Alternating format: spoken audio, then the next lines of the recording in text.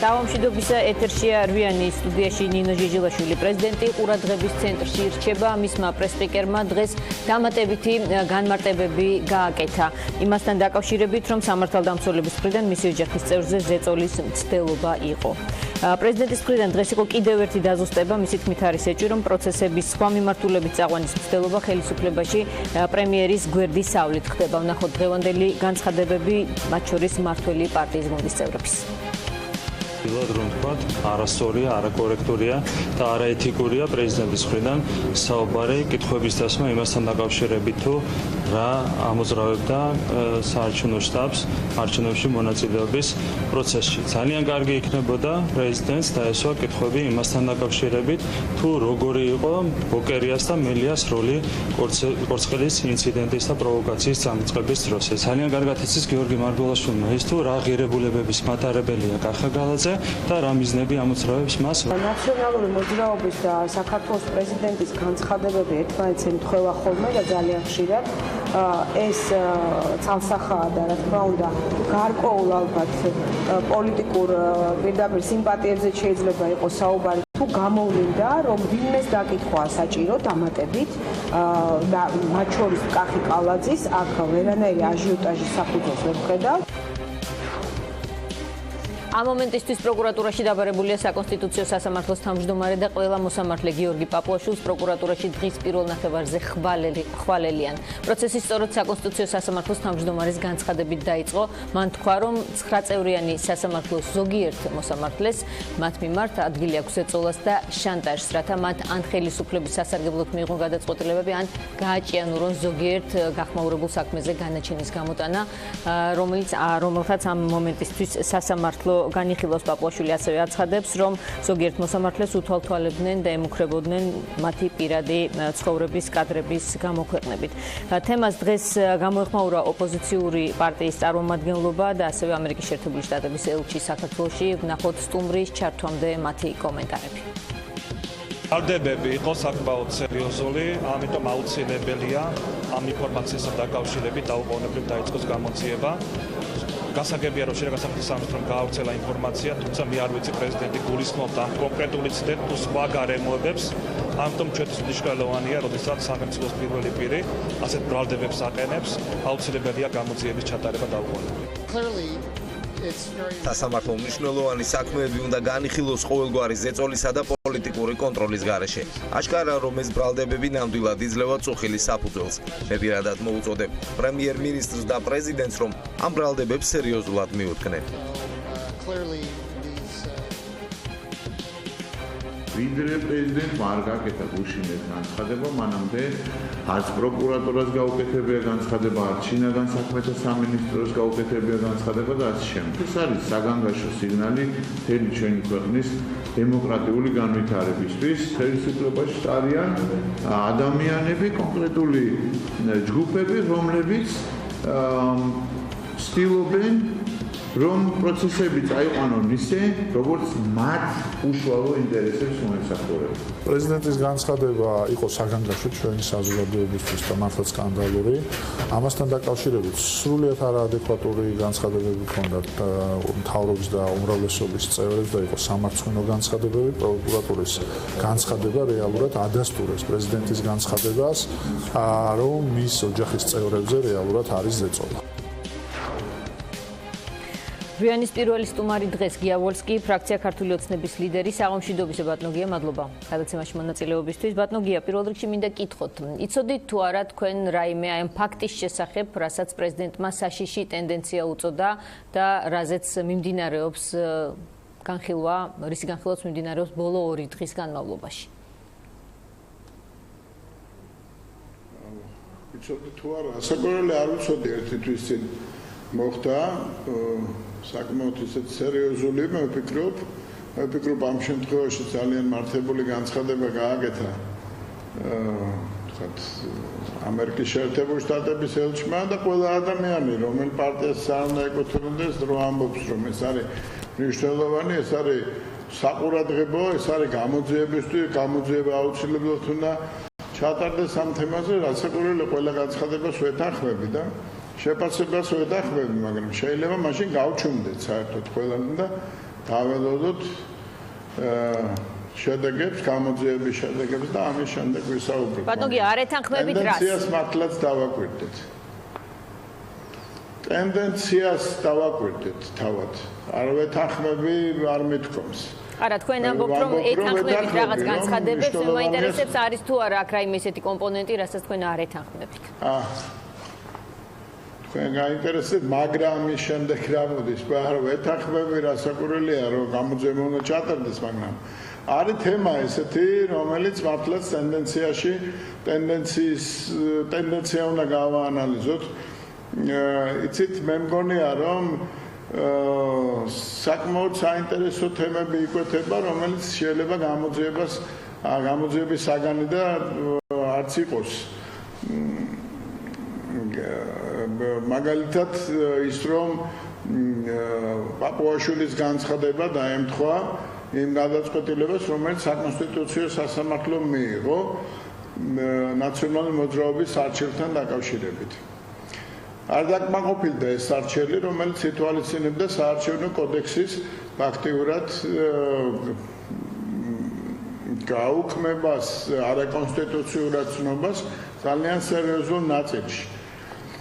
გარკვეული ქაოსის მოლოდინში ვიქნებოდით ყველანი ახლა და წინა საარჩევნო პერიოდში, პოლიტიკური კრიზისის პერიოდში ეს საარჩელი რომ დაკმაყოფილებულება. აქედან გამომდინარე, რაღაც ეს გაღიზიანება, ხმამაღალი როყიო განცხადება გიორგი პაპუაშვილისა იყო სწორედ აი ამ გადაწყვეტილების მიღების შემდეგ და როდესაც იგი ახასიათებდა გადაწყვეტილებებს საკონსტიტუციო სასამართლოსი, სწორედ მაშინ თქვა, რომ ზეწოლა მიმდინარეობს მოსამართლეებს. გარდა ამისა, მე როგორც მოქალაქეს და როგორც ძალიან ბევრ ჩემ მეგობარს, ჩემ ნაცნობს აინტერესებს, რა არსებობს ისეთი, რომლითაც შეიძლება, აი როგორც ბატონმა ახტანგმა თქვა, საკმაოდ მაღალი იმუნიტეტის მქონე პირები დააშანტაჟოს ვიღაცამ. რა დოკუმენტები არსებობს ესეთი? რა შექმნა ესეთი ნაციონალურმა მოძრაობამ 26,000 ფაილში შენახული, რომ ASF სხვადასხვა პირების დაშანტაჟება ამ ფაილებით შეიძლება. რას გულისხმობს გიორგი პაპუაშვილი? რა დააშალა, რა ჩაიდინა ისეთი, რომ აი ამითი შეიძლება მისი დაშანტაჟება. და შემდეგ უკვე პრეზიდენტის განცხადება.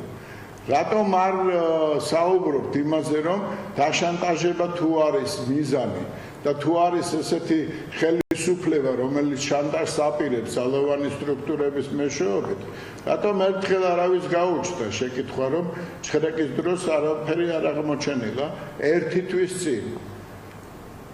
ან რა იყო ასეთი აღმოსაჩენი, ან რა შეიძლებოდა ამ აღმოჩენით პრეზიდენტზე რა გავლენა შეიძლება მოეხდინა. დიახ, ეს არის შეკითხვები, რომელიც კითხვის უკაცრავად ბატონო გია. აი შედადებას დაიწყებდა.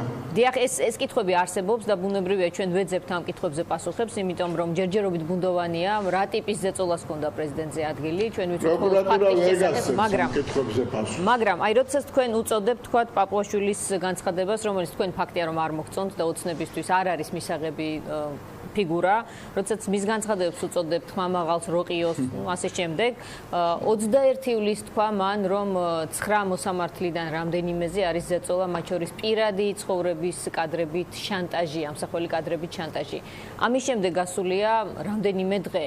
უნდა ყოფილიყო თუ არა უკვე რეაგირება სამართალდამცველების, რომელიც ახლა ჩვენ ვნახეთ, რომ იქნება ხვალ, იმიტომ რომ ჩანიშნულია კონკრეტული ჩვენებებისთვის აუდიენციები პროკურატურაში. რატომ აგვიანებს ხოლმე პროკურატურა მსგავს შემთხვევაში, თუნდაც ძალიან მიუღებელი ადამიანებისგან კონკრეტული ფაქტების, თქვათ, გასაჯაროების შემთხვევაში რეაქციას? არა, თვითონ გიორგი პაპუაშვილმა განაცხადა, რომ ეს პროკურატურა სანამ მიმართავს ამასთან დაკავშირებით, უნდა უმაღლეს პირებთან შეხვედრა და პროკურატურას უწოდა გლის ხახა, სადაც თურმე ოდესღაც მან შეუტანია ესეთივე მიმართვა ქონია, გამოირკვა რომ საერთოდ არაფერი მიმართვა არ ქონია ადრეს პროკურატურის მიმართ და ახლა მე მომწონს პაპუაშვილი თუ არ მომწონს, ეს არ არის რელევანტური შექმნილი ვითარების, მე მინდა რომ ქვეყანას ყავდეს ისეთი საკონსტიტუციო სასამართლო, რომელიც არ უპირისპირდება სტაბილურობას, სტრატეგიულ გეგმას რაც მდგომარეობს გადარჩენის პოლიტიკაში. სტაბილურობა არის აუცილებელი ქვეყნისთვის და განვითარება ამისათვის. ესეთი სტრატეგიული გეგმა ჰქონდა სააკაშვილისაც, მათ შორის, როდესაც მიიჩნევდა საკონსტიტუციო სასამართლოს მოსამართლეებს. მათ შორის პაპუაშვილს, რომელიც ერთ-ერთი ლიდერი იყო ნაციონალური მოძრაობის. ესეთი გეგმა ჰქონდა, მაგრამ ეს გეგმა სინგაპურიზაციაში მდგომარეობდა. ქვეყანა დღეს სხვა მიმართულებით ვითარდება. ეს არის უშუალებელი სტრატეგიული გეგმები, ეკონომიკური, პოლიტიკური სტაბილურობა, რაც უზრუნველყოფილი იქნა ბოლო პერიოდში მიღწეული თვალსაჩინო პოლიტიკური შედეგებით. ასე რომ მე ვფიქრობ, რომ აი ამ ვითარებაში, მე ვფიქრობ ეს არ არის აუცილებელი, რომ თქვა სიმართლე იყოს, არ მინდა რომ სიმართლე იყოს, მაგრამ ვფიქრობ ამ პოზიტიური ტენდენციების მიმართ არის დაპირისპირება. რა შეეხება პრეზიდენტის განცხადებას? დიახ, აი თუ შეიძლება კითხვას დავსვამ, რა გაქვთ სათქმელი კონკრეტულად აი ერთი მოსაზრების საპასუხოდ, რომელიც დღეს პრეზიდენტის პრესსპიკერმა გააჟღერა. არსებობს ეჭვი, რომ პრემიერის გვერდის სავლით გარკვეული ძალები პოლიტიკური პროცესის სხვა მიმართულებით წაყვანას ცდილობენ.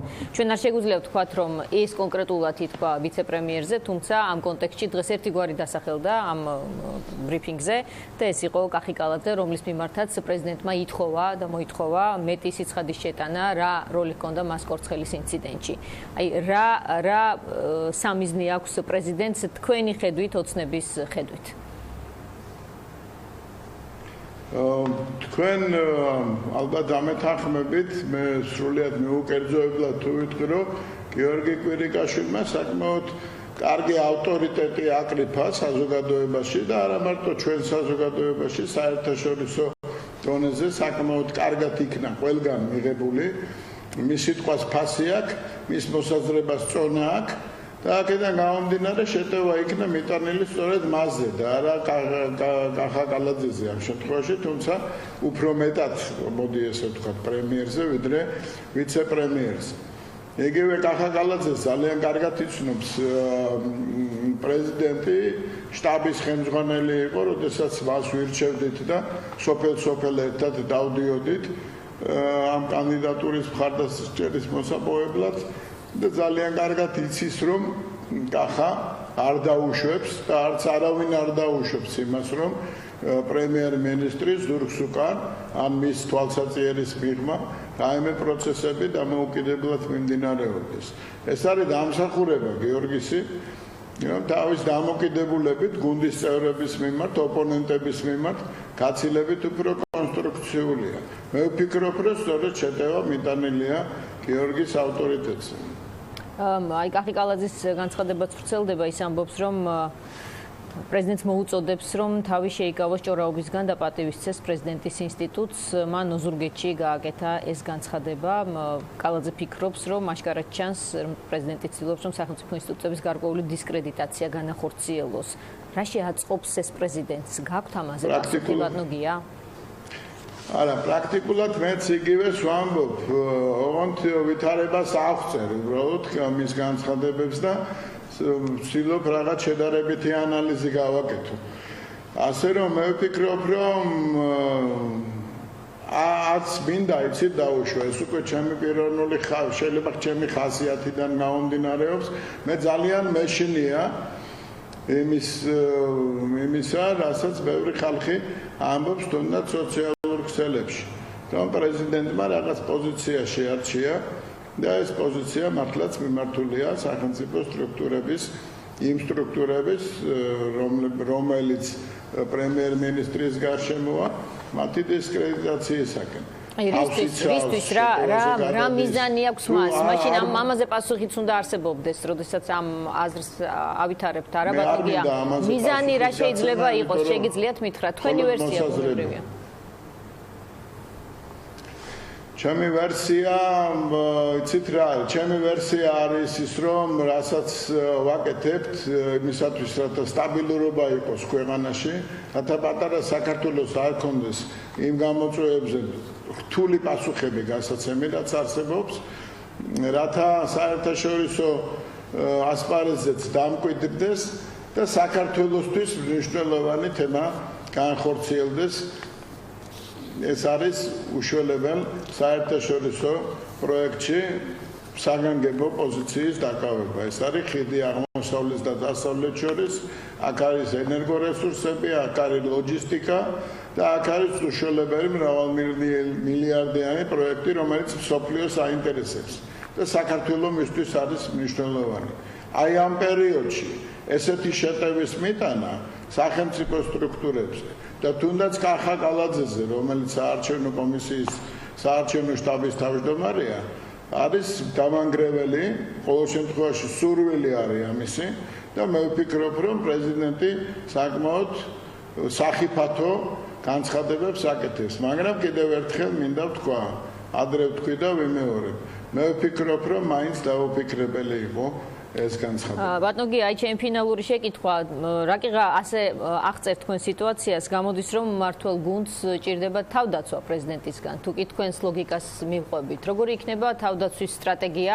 შეიძლება თუ არა რომ ის გადაიზარდოს თავდასხმაში? ეხლა რატომ ვკითხულობ ამ საერთოდ შეიძლება დავასრულებ ჩემს შეკითხვას. აი მაგალითად გასული გადაცემის სტუმარი ყოფილი ვახოსანეს გადაცემის სტუმარი ვახტანგ ზაბირაძე ამბობდა სულ 1 საათის წინ რომ პრეზიდენტის მიერ დასახელებული ფაქტი სახელმწიფო გადატრიალებას ნიშნავსო. აი რას მოიმოქმედებს ოცნება მმართველი გუნდი, მთავრობა იმისთვის რომ დაარეგულიროს სიტუაცია პრეზიდენტსა და დანარჩენ მმართველ სტრუქტურებს შორის. საზოგადოებაა მოწმე იმისი, რომ ამ დაარეგულირების და ურთიერთობის გაჯანსაღების თუ კონსტრუქციულ მიმდინარეობაში გადაყვანის არაერთი მცდელობა იყო თუნდაც პრემიერ-მინისტრის მხრიდან. ერთადერთი თავდაცვა მე არ მომწონს ეს სიტყვა, თავდაცვა არსებობს ერთადერთი რაც არის სამართლებრივი შეფასება. მაგრამ საერთოა კიდე ეს თვითონ პროკურატურა ვინც უნდა გამოიძიოს მასზე შეტევა მიმდინარეობს და გლის ხახა უწოდა აგერ გიორგი პაპუაშვილმა. მე ესე მგონია რომ გამოძიების შედეგები უნდა იყოს ძალიან თვალნათელი, ყველასათვის გასაგები და უნდა იყოს პირუთვნელი. ეს არის ყველაზე სერიოზული თავდაცვა ამ ეტაპზე და საბოლოო მე მგონია რომ არჩევნების წყნარად ჩატარება, არჩევნების შემდგომ პერიოდის წყნარად გავლა საერთაშორისო დამკვირვებლების მონაწილეობით არის ის თავდაცვა, რაც არა მთავრობას სჭირდება, არამედ სახელმწიფოს სტაბილურობას და განვითარებას სჭირდება. ბატონო, თქვენ აი ფინალში მაინც მინდა დავაზუსტო. მთლიანად გამორიცხავთ შესაძლებლობას, რომ პრეზიდენტზე იყოს რაიმე ტიპის გავლენის ზეწოლის მცდელობა, იმისთვის რომ ის მოექცეს იმ კალაპოტში, რომელშიც მოძრაობს ქართული ოცნება. ესეთი უნამოსო ნაბეჭი თუ გადადგა ვინმე გამერწმუნეთ რომ იქ შესაძლოა როგორც ადრე იყო პრაქტიკაში ყურმავტყორცნებს უდევდნენ ბავშვებს აკვანში ჩერესეთი თუ ეს მისი ოჯახის ახლობლის მიმართ განხორციელებული ჭხრება ამას უკავშირდება გამოვრიცხავ ამას პირიქით პრეზიდენტისთვის უფრო მისაქცევი უნდა ყოფილიყო საყურადღებო ყოფილიყო ის ფაქტი რომ და გიორგი პაპუაშვილისთვისაც ალბათ ეთქვა რომ გამორიცხულია ზეწოლა მაშინ როდესაც ესეთი სურვილი რომ გააჩნდეს სტრუქტურას არავით არის შანსი დღევანდელი ხელისუფლების პირობებში ამისი არ არსებობს. მადლობთ. სწორედ ამაზე მეანიშნებს თუ მაინც და მაინც გამოძიების მიმართ ჭხრეკის მიმართ აქვს პრეტენზია ამ ჭხრეკამ უჩვენა რომ ადამიანი რომელსაც იგი შანტაჟის ერთ-ერთ ვერკეტად ასახელებს აუცილებლად გამოვიდა აბსოლუტურად სუფთა ამ საქმიდან. გასაგებია. დიდი მადლობა. გია ვოლსკი, ფრაქცია ქართული ოცნების ლიდერი იყო თვიანში სტუმრად და პასუხობდა ჩვენ შეკითხვებს. ჩვენ ახლა რეკლამის რო გვაქვს დაბრუნდებით რამდენიმე წუთში ნინო ბურჯანაძე ჩვენ შემდეგი სტუმარი დემოკრატიული მოძრაობის ლიდერი დროებით.